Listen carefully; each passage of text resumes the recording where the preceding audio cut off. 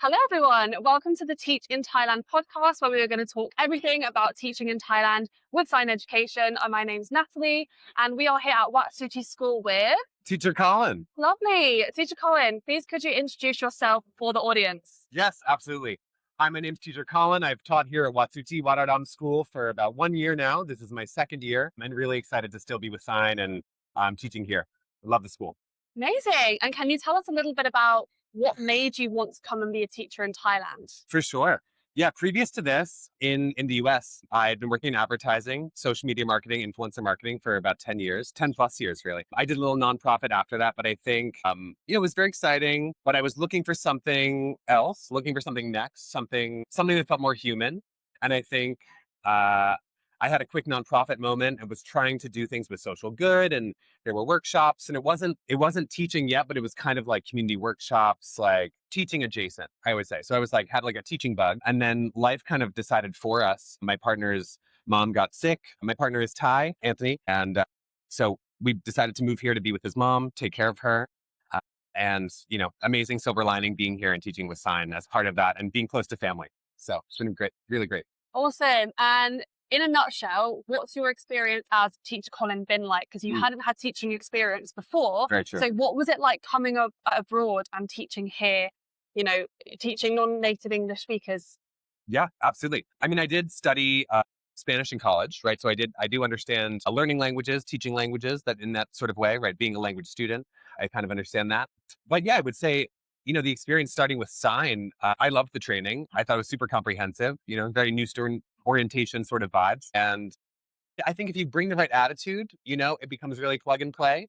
And I, of course, I'm so grateful for my Wat Suthi staff, the head teachers I had, the mentors I've had, and the team here just being super welcoming and friendly and accommodating. So, yeah, and I think in a lot of ways, it's designed to make it as easy as possible on the teacher and for it to really be your guide.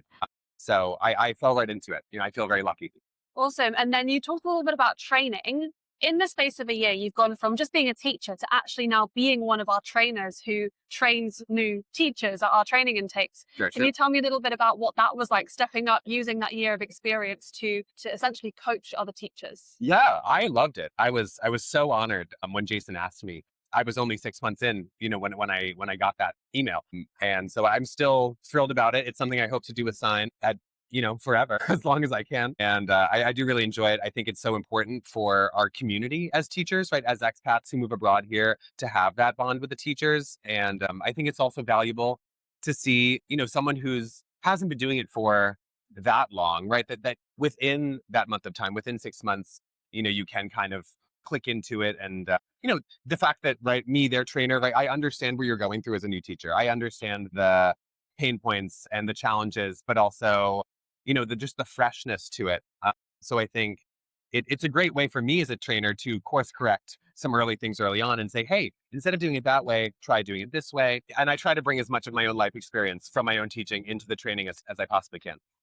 So when I'm talking to other people about you as a trainer and as a teacher, you receive such high praise, which I'm sure you'll love to hear. Okay. But I wanted to know from you, what kind of attitude do you think someone really needs to thrive as a teacher in Thailand? That's a really good question. I definitely think, right, with both the students and the teachers, right, when I'm both teacher and trainer, as you said, right, I think it's always so important to be so encouraging, especially culturally in Thailand, right? I think it's our job to make them feel comfortable learning first in your classroom, right? Comfortable being in the space.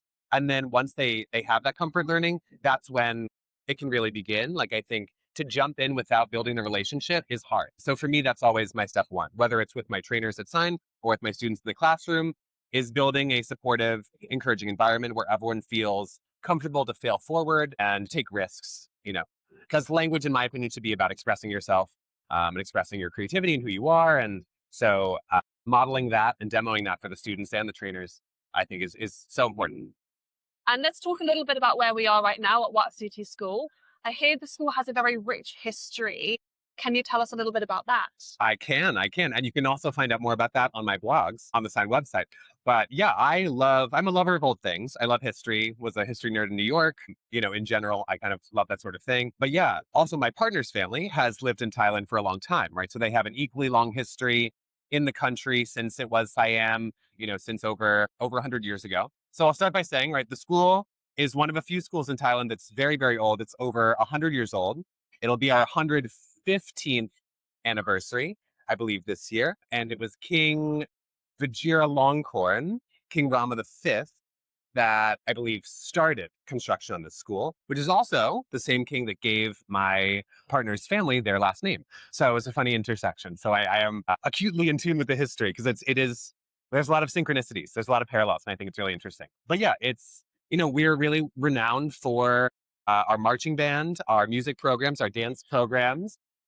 And so we have a lot of extracurriculars. I think a lot of teachers, see from what I post and what I write about, they're like, oh, wow, Wat Suthi, has so many ceremonies. There's so many cultural things going on.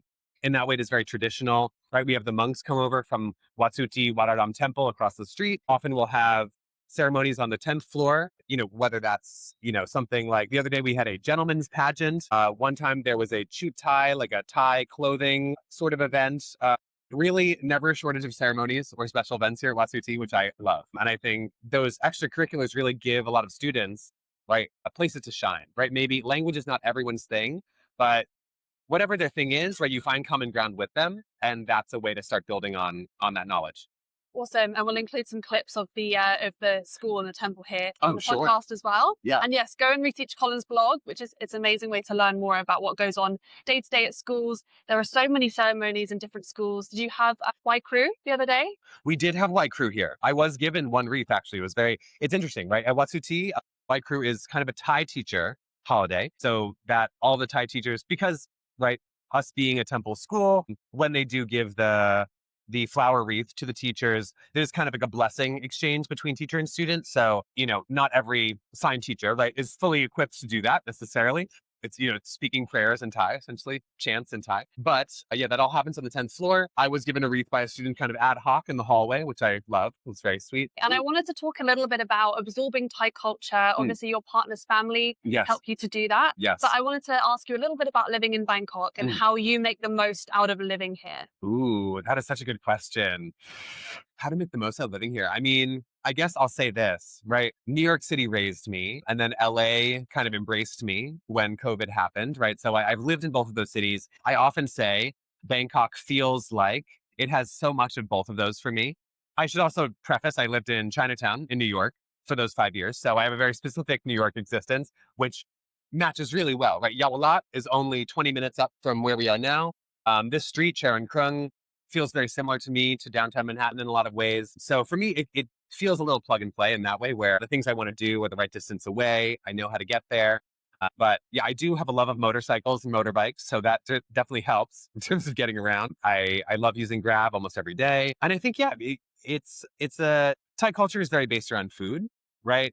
Wanting to try new things and really just make conversation with your local community will take you so far in terms of just furthering your relationship with your local community, your school, and the country overall.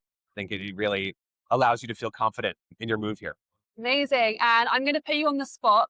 Okay. I would like you to teach me one essential Thai phrase, and so that everyone else can learn it too. Ooh, okay.